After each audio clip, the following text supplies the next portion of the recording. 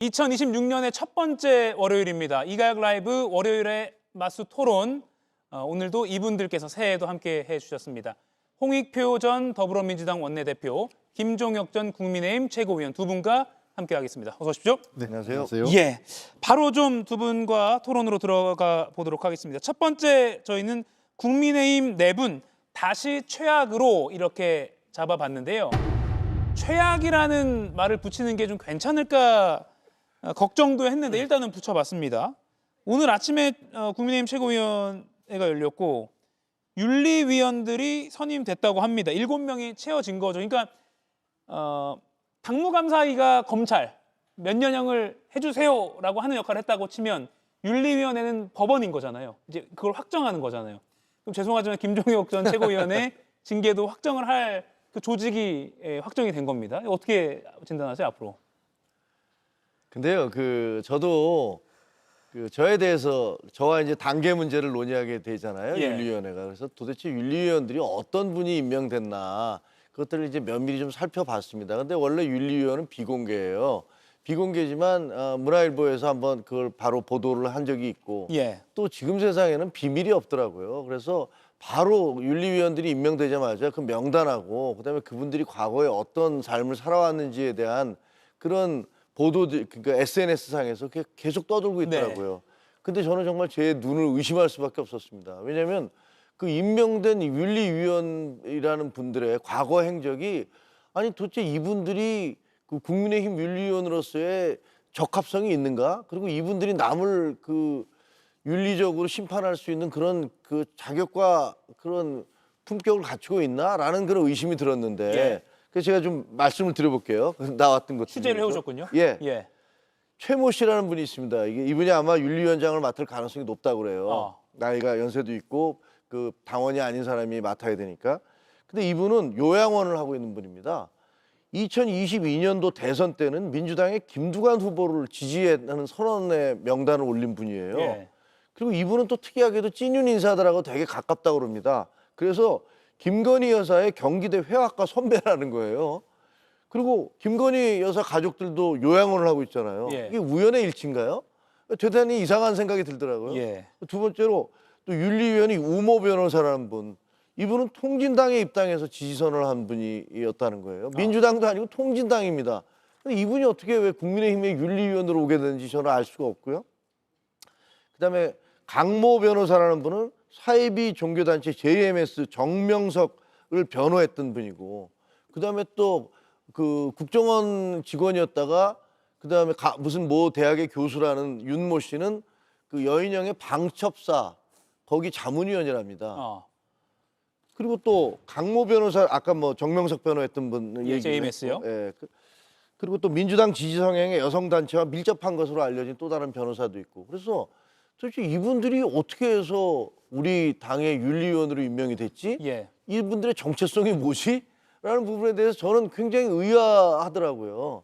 그리고 원래 윤리위원장을 당대표가 임명하면 그 윤리위원장은 되게 사회적으로 명망이 있는 분들이라든가 예. 뭐 아까 홍익표 의원님하고도 얘기했는데 고법 부장판사 이상이라든가 무슨 뭐 법과 대학장이라든가 이런 분들 그런 분들을 임명을 하는 거잖아요. 왜냐하면 누군가를 윤리적으로 단죄할 정도가 되려면 그런 정도의 그 기본 그 자격은 있어야 되는 게 아닌가 싶은데 이번에는 임명을 못했어요. 임명을 못하고 그 7명 중에서 호선 자기들끼리 정하라고 얘기를 하면서 예. 그 이유가 공정성과 객관성을 위해서다 이렇게 발표를 했지만 기자들한테 얘기를 들어보니까 윤리위원장을 맡겠다는 사람이 없었다 그런 얘기를 하더라고요. 예. 그래서 저는 이번 사건을 보면서 아니 아무리 공당의 윤리위원장이 물론 민주당은 어떻게 임명되는지 모르겠습니다. 좀 이따 뭐 여쭤보면 되겠지만 예. 도대체 어떻게 이런 분들이 그 윤리위원으로 해서 누군가를 단죄한다고 하는 거지? 이런 부분들이 정말 저는 이해할 수가 없었어요. 예. 물론 지금 김종혁 전 최고위원이 취재를 한 7명 그 몇면이 뭐 예를 들어서 요양원을 운영했다고 해서 모두 의심스럽게 볼 건 아닐 수 있죠. 물론이죠. 요양원 운영하신 다른 분들이 좀 억울할 수도 있지만요. 하지만 여러 정황상 또 당사자이기도 하니까 이렇게 좀 지적을 할 만하다 이렇게 제기해 주셨어요. 7명의 면면 어떻게 보셨습니까? 글쎄요, 지금 뭐 저도 그 김종혁 최고한테 얘기를 들어서 하는 거지 예. 구체적인 것들이 지금 공개되고 있지는 않아요. 그러니까 SNS상에 지금 떠돌고 있을 뿐이고. 공식적으로는 비공개 명단인 거죠. 예. 그렇습니다. 그러나 보통 그 윤리위원장 정도는 그 최고위원회에서 임명을 하거든요. 추천을 받아서. 그러니까 그 얘기는 뭐냐면 윤리위원회를 대표해서 그 어떤 당을 상징하는 인물이기 때문에 통상적으로 이 정도는 어느 정도는 당 안팎에서 검증된 사람을 임명하는 게 맞습니다. 그리고 윤리위원장을 임명할 때는 그런 당대표 최고위원들이 책임지겠다, 인사에 대한 책임성을 갖고 하는 거고요. 근데 지금은 윤리위원장을 지명하지 않고 있고 호선으로 하겠다라고 해서 물론 뭐 객관성과 공정성이라는 이유를 들고 있지만 또 다른 측면에서는 책임을 지지 않겠다라는 형태를 볼 수 있을 것 같아요. 저는 어쨌든 글쎄요, 뭐 그 좀 더 면밀하게 그 각각의 인물들이 어떤 인물인지 좀 더 평가를 해야 되겠지만 예. 현재로서는 썩 그 이 윤리위원회 구성이 당 안팎으로 좋은 평가를 받기는 어려운 것 아니냐 이런 생각이 하나 들고요. 예. 두 번째는 결국은 우리가 흔히 얘기해서 판도라의 상자를 열었다 이렇게 얘기를 합니다. 판도라의 상자라는 게 우리가 뭐 흔히 그리스 신화에서 나오는 것처럼 열지 말아야 될 걸 열었던 거 아니겠습니까? 예. 윤리위원회까지 가서 뭐 앞에 계신 김종혁 최고위원도 계시지만 궁극적으로 지금 한동훈 전 대표에 대한 징계 여부가 초미의 관심인데 예. 결국은 한동훈 대표에 대한 징계 칼을 꺼내 들음으로 인해서 이 국민의힘의 판도라의 상자를 연 것 자체가 장동혁 대표가 과연 이게 올바른 선택인지 이건 아마 두고두고 평가를 받을 거라고 생각을 합니다. 그러니까 타이밍상으로도 적절치 않다라고 평가하신 건가요? 저는 타이밍도 좋지 않고요. 예. 저 늘 얘기했지만 뭐 한동훈 대표 게시판에 이제 가족이 쓴 걸로는 확인이 됐으니까 그것이 정치적으로 옳으냐 그르냐는 논의로 하더라도 예. 그건 각각의 그 선호도에 대한 판단이 있을 거예요. 그러나 이게 징계 대상은 아니라는 거예요. 그러니까 예. 장동혁 대표가 가장 좋은 선택은 윤리심판 이 당무위원회에서 올라온 거 아니겠어요? 예. 이 문제에 대해서 징계를 해달라고 그랬으면 이렇게 판단을 했었어야 됩니다. 부적절한 그 행동은 맞지만 부적절한 행위라 하더라도 이것이 내가 보기엔 징계위원회 그러니까 윤리위원회 징계 대상은 아니다. 여기로 끊겠다라고 하는 게 저는 장동혁 대표의 현명한 선택이었다고 생각을 합니다. 예. 윤리위원장을 호선으로 임명한다라고 했는데 이에 대해서 당 지도부는 객관성, 공정성을 담보하겠다는 장동혁 대표의 의지다 이렇게 설명을 했거든요. 그러니까 전직 윤리위원장이 여상원 변호사였고 네. 이제 뭐 이른바 쫓겨나다시피 뭐 끝났다라는 표현도 쓰긴 쓰던데요. 그리고 이제 후임 윤리위원장이 호선으로 임명된다. 이거 어떻게 받아들여야 됩니까? 그러니까 뭐 기자들 말에 따르면 윤리위원장 하겠다는 사람이 없으니까 그래서 어쩔 수 없이 그런 그 호구지책을 썼다라는 얘기를 하죠. 근데 뭐 저 정확한 건 저는 잘 모르겠습니다. 하지만 어쨌든 책임 정치라는 면에 있어서는 윤리위원장을 당연히 임명을 해줘. 누구? 이 사람은 어떤 이유로 해서 우리가 윤리위원장을 임명을 합니다. 그리고 공당의 전직 대표와 전직 최고위원을 지금 징계하겠다는 거 아닙니까? 그러면 그거를 징계할 정도의 나름대로의 자격이 있는 사람들이 있어야 되는 거 아닙니까? 저분이 결정을 내렸으니까 나는 받아들일 수 있겠다라는 사람이 돼야 되는 거잖아요. 그런데 무슨 도둑장가 가는 것도 아니고 이것을 왜 당당하게 윤리위원장을 임명하지 못하고 그리고 아까 제가 지금 말씀드렸듯이 아니 도대체 이분들이 윤리위원으로서 적합한가에 대해서 저는 굉장히 의문이 들고요. 누가 뭐 댓글 중에 막 이런 게 있더라고요. 이거 무슨 김건희 라인 지금 뭐 하는 거야? 뭐 이런 얘기들을 하더라고요. 도대체 이분들 누가 추천한 거죠? 제가 보기엔 장동혁 대표가 알만한 사람도 아닌 것 같아요. 보면 이런 분들은 어떻게 알겠습니까? 예.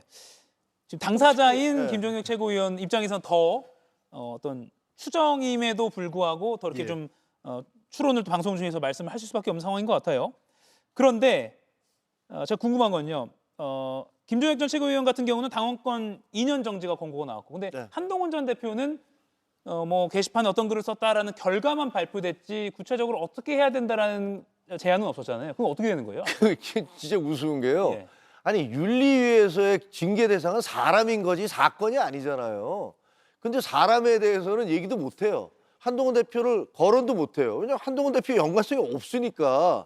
그러니까 지금 저 단계조사 발표를 했을 때 199건을 한동훈이라는 동명이인이 온갖 욕설을 써놓은 그것을 진모라는 한동훈의 장인이 썼다고 이름을 아예 조작해서 발표를 했어요. 그리고 그 한동훈 가족들이 입당하지도 않았을 때 썼던 글들이 그 또 동명이인들이 쓴 것을 그 사람들이 썼다고 그러고 탈당을 한 다음에 쓴 글들도 그 사람이 썼다는 식으로 조작을 해서 발표를 했고요. 더욱 기가 막힌 건 IP 주소라고 그래서 한동훈이라는 사람의 뒷글자가 전화번호 뒷번호가 예. 다른 가족들과 똑같다라고 발표를 했는데 완전히 날조거든요. 아니 어떻게 당원 가입도 안 한 사람의 전화번호가 뒤에 그 가족들과 같을 수가 있습니까? 그건 제가 몇 번 확인해 봤어요. 한동훈 대표에게 본인에게 펄펄 뛰더라고요. 그러니까 이게 본인이 이 부분은요. 지금 고발돼 있잖아요. 고발돼 있기 때문에 이 확인이 될 겁니다. 만약에 이렇게 정당 역사상 처음으로 새빨간 조작을 통해서 전직 당대표에 대한 그 당무감사 결과를 발표했다면 이분은 감옥 가야죠. 이분은 감옥 가야 될 겁니다. 그래서 그 부분은 조만간 이제 그 수사 결과가 나오면 무엇이 진실이었는지가 밝혀질 겁니다. 윤리위 구성 자체로도 이렇게 좀 큰 뉴스가 되고 있어요. 왜냐하면 지금 김종혁 전 최고위원이 예상하는 대로 앞으로 징계 수순으로 갈 거니까요. 그러면 지금 국민의힘 내홍, 격화 이런 보도는 매일 나오고 있는데 더 나빠질 수밖에 없겠네요. 아무래도 그렇죠. 예. 원래 특히나 야당에서 당의 지지율이 떨어질 때는 당 내분이 심할 때예요. 저희가 민주당도 과거에 그런 경험이 있었기 때문에 지지율이 휘청휘청 될 때문에 당 내분이 심하고 그 갈등이 조정이 안 될 때는 지지율이 빠집니다. 왜냐하면 이 밖으로부터의 압력에는 어느 정도 버티는 힘이 있지만 내부의 균열은 야당 입장에서는 최악의 국면이죠. 그런 측면에서 장동혁 대표가 여러 가지 생각을 했겠지만 우선은 당내 내분을 좀 통합하고 조정하는 능력이 우선돼야 되고요. 두 번째는 당이 정당이라는 것은 이 이게 계속 이제 이 검찰화되는 형태가 있어요. 그러니까 당조차도. 그 당조차도 예. 이렇게 이게 모든 걸 법률로 따지고 징계하고 제명하고 제척하고 이런 것들이 꼭 정답은 아니에요. 예. 사실은 당에서 어떤 정치적으로 책임지고 이러는 과정이 어떤 때는 제명이나 어떤 뭐 출당 조치보다 더 치명적일 때도 있는 게 정당의 사안이에요. 그런 측면들을 고려할 때 최근에 정당 운영 자체가 너무 모르겠어요. 각 당의 율사들이 너무 많아서 그런지 지나치게 이게 그 사법화돼가는 당 운영조차도 예. 저는 이게 바람직하다고 생각하지는 않습니다. 그 내홍, 갈등이 생길 때 당의 지지도가 떨어진다고 말씀하셨는데 또 하나의 그런 상징적인 오늘 뉴스가 있었습니다. 지난해 8월 장동혁 대표의 삼고 초려 끝에 국민의힘 정책위 의장직을 수락했던 김도읍 의원 소식입니다. 4개월 만에 이 직에서 내려오겠다 이렇게 표명했습니다. 수락하게 된 배경을 설명하던 지난해 9월의 모습 그리고 마지막 최고위원회에서 모두 발언을 하던 지난해 12월 30일 발언 함께 들어보시죠. 장동혁 대표께서 대표 당선된 이후에 자신의 정치 노선에 대한 변화를 좀 두고 싶다라는 이야기가 있었고 밑거름이 된다면 도와드리겠다라고 마음을 먹게 되었죠. 국민 여러분께 진정 송구하다는 말씀 드립니다. 이제 초심으로 돌아가 철저히 성찰하고 쇄신하겠습니다. 예, 오늘 김도읍 정책위 의장의 사퇴는 장동혁 대표에 대한 항의 차원입니까? 저는 그렇다고 봅니다. 예. 왜냐하면 9월 11일 날 지금 보셨지만 아니 정치 노선의 변화를 하겠다고 얘기를 했다 당대표가. 예. 그러니까 그 이전에 상당히 그 전환길 같은 사람과 인터뷰를 하면서 그 지지를 얻어서 당대표가 되신 거잖아요. 그런 것들의 변화를 하겠다라는 그런 약속을 받고 들어온 것 같아요. 들어왔는데 3달이 지났는데 뭐 변화는커녕 오히려 더 오른쪽으로 달려가고 있는 거 아니냐라는 것들에 대한 그런 죄송함을 송구하다. 그리고 초심으로 돌아가서 성찰하고 쇄신하겠다. 이렇게 얘기하고 있지 않습니까? 그러니까 그 얘기는 도저히 이제 더 이상은 내가 같이 못하겠다라는 그런 생각인 것 같고요. 여기서 더 있으면 나도 한 무더기로 이른바 그때 장동혁 체제에 같이 있었던 사람, 장동혁 지도부에 같이 있었던 사람으로 공격을 받을 것 같다라는 어떤 그런 두려움, 이런 것들, 정치적 판단 이런 게 있었다라고 생각이 되어집니다. 예, 사퇴 어떻게 보세요? 그래서 이게 지금 아직까지는 분석은 좀 엇갈리는 것 같습니다. 두 가지 있는데 아까 먼저 말씀하신 것처럼 장동혁 체제에 대한 어떤 불만 예. 그리고 이 통합되지 않는 당에 대한 어떤 내용 그런 것들에 대한 우려 때문에 스스로 직을 내려놓은 것 아니냐 이런 분석이 있는가 하면 김도읍 의원은 지금 유력한 부산시장 후보, 국민의힘 부산시장 후보로 거론되기 때문에 본인이 이 때가 돼서 그만둔 것 아니냐 이게 두 가지 얘기가 같이 있어요. 예. 그런 측면에서 요거는 좀 김도 의원에 대한 평가는 좀 더 이후의 행보를 좀 봐야 될 것 같습니다. 그러나 다만 어찌 됐든 간에 두 가지 다 이렇게 포함을 해서라도 한 가지는 분명한 거는 현재 예를 들면 불만 때문에 그만둔 건지 아니면 부산시장 때문에 나가는 건지 모르겠습니다만 그 어떤 것이라더라도 장동혁 체제가 이렇게 가서 안 된다는 건 확실한 것 같아요. 왜냐하면 초심으로 가겠다든지 뭔가 변화를 얘기하는 게 최근에 부산시의 그 일부 여론조사에 대해서 국민의힘이 굉장히 충격을 받고 있을 거예요. 서울은 물론이고. 그러니까 그런 측면에서 김도우 의원이 유력한 부산시장 후보이기 때문에 더더욱 민심의 변화를 느끼고 있을 거고 국민의힘이 지금처럼 갔다가는 뭐 그 스윙보터 지역 수도권이나 충청권은 물론이고 텃밭이라고 하고는 영남 지역에서조차도 승리를 기대할 점치기가 쉽지 않아 보인다. 이런 거를 아마 현장에서 느낀 것 아니냐 이런 생각은 듭니다. 말씀하신 두 가지 요인이 그러니까 장동혁 대표 체제에 대한 불만, 부산시장 후보군 그게 따로 떨어뜨려지지 않을 것 같기도 합니다. 그렇습니다. 이대로 가면 내가 그래서 제가 두 가지가 안될수 있겠다. 결국은 합쳐진다는 예. 게 두 가지 이유가 다 있지만 본론의 결론에 가면 하나로 합쳐지는 거는 예. 이대로 가서는 지방선거도 승리하기도 어렵고 예. 당이 통합하기도 어렵다. 이런 판단을 깔고 있는 거 아닌가 싶어요. 만약에 당이 잘 나가잖아요. 그럼 계속 계셔야죠. 그러겠네요. 왜냐하면 최고위원 할 때마다 스포트라이트를 받고 정책위 의장으로서 본인의 어떤 정책 같은 것들을 계속 하실 수 있는 자리잖아요. 근데 그걸 빨리 물러날 이유가 없는 거거든요. 예. 뭐 다른 분들도 마찬가지잖아요. 뭐 경북도지사 출마한다는 김재원 의원도 최고위원 사퇴 안 하고 계시잖아요. 그러니까 왜냐하면 그것 자체가 나름대로 유권자들에게 어필할 수 있는 그런 계기가 되는데 그걸 마다하고 그만두신 것은 뭐 제가 보기에는 뭐 아까 제가 말씀드린 그런 이유가 있지 않나 이렇게 생각이 예. 듭니다. 부산시장 말씀하셨으니까 서울시장 선거 얘기를 한번 해보면 한동훈 전 대표가 오세훈 시장과의 연대 움직임이 있을 수 있다. 이런 예측 기사에 대해서 어떤 입장이세요? 연대라는 게 뭔지 잘 모르겠는데요. 예. 저희는 우리 당에서 가장 경쟁력 있는 후보가 나와서 잘 싸워주기를 바라는 거고 예. 지금 오세훈 시장님이 가장 잘 경쟁력 있는 후보로 우리 당의 여론조사 결과가 나오지 않습니까? 그러니까 당연히 오세훈 시장님에 대해서 지지를 하는 거죠. 오세훈 시장님이 당의 변화와 혁신, 개혁을 요구했다고 그래서 그랬더니 그냥 일제히 다 달라들어서 오세훈 시장한테 네가 뭔데 뭐 이런 식의 막말을 막 쏟아붓고 있지 않습니까? 이거는 받아들일 수 없는 거죠. 어떻게 보수 정당에서 그럴 수가 있습니까? 이거 무슨 모택동 시절에 홍위병들입니까? 그것도 장해찬 여의도 연구원 부원장이 앞장서서 그런 얘기를 하고 있잖아요. 아니 여의도 연구원 부원장이 이런 식으로 얘기를 하는 것도 저는 처음 봤거니와 자기 당의 대표들한테 너희들 다 떠나라. 한동훈도 떠나고 오세훈도 떠나고 니들 다 떠나고 나면 우리가 똘똘 충성파 있는 사람들만 모여서 예. 우리가 똘똘 뭉치면 국민적 지지를 얻어낼 수 있다라고 얘기하는 것도 전혀 이해가 되지 않아서 오세훈 시장께서도 굉장히 불쾌할 거라고 생각합니다. 예. 참고로 조선일보가 오늘자 사설에서 갈수록 비정상 모습 국힘 장 대표와 측근들 이런 제목의 사설을 냈는데 여기에 장해찬 여의도연구원 부원장에 대한 그런 비판적인 언급도 포함이 되어 있었습니다.